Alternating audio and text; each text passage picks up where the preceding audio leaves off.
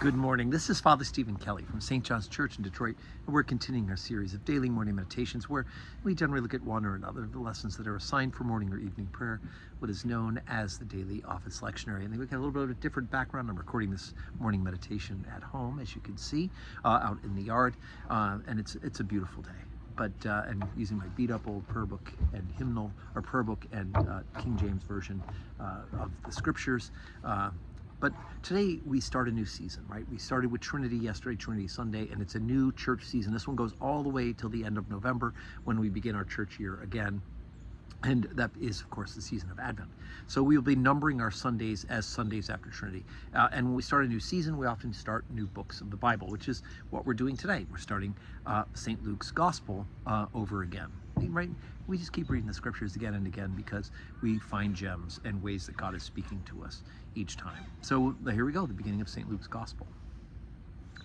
For as much as many have taken in hand to set forth in order a declaration of those things which are most surely believed among us, even as they delivered them unto us, which from the beginning were eyewitnesses and ministers of the word, it seemed good to me also, having had perfect understanding of all things from the very first, to write unto thee in order, most excellent Theophilus, that thou mightest know the certainty of those things wherein thou hast been instructed. There was in the days of Herod, the king of Judea, a certain priest named Zacharias, of the course of Abijah, and his wife was of the daughters of Aaron, and her name was Elizabeth.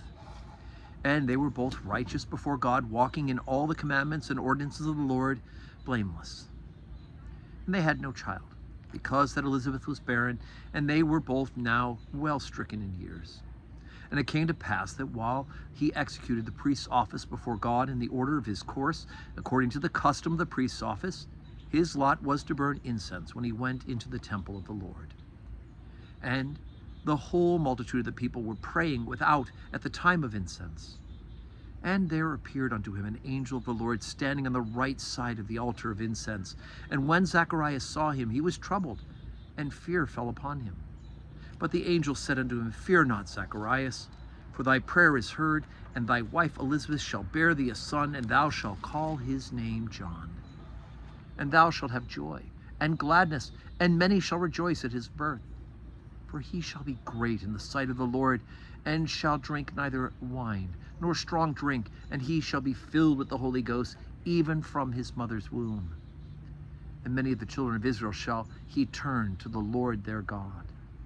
And he shall go before him in the spirit and power of Elias, to turn the hearts of the fathers to the children, and the disobedient to the wisdom of the just, and to make ready a people prepared for the Lord. And Zacharias said unto the angel, Whereby shall I know this? For I am an old man, and my wife well stricken in years.